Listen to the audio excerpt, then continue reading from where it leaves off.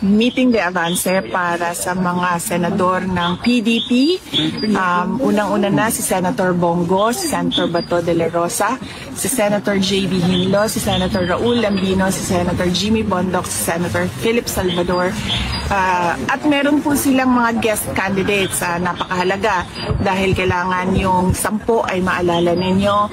Si Senator Vic Rodriguez, si Senator Rodante Marcoleta, si Senator Richard Mata, and of course si Senator Pastor Apollo Kibuloy.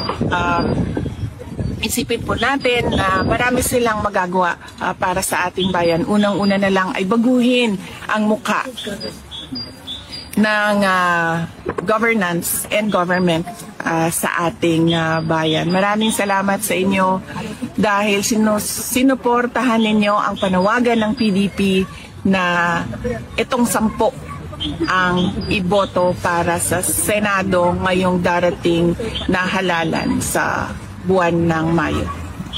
With regard to their senator slate, sumusunod lang ako sa mga pronouncements ni Pangulong Duterte at mga sinasabi niya with regard to guest candidates.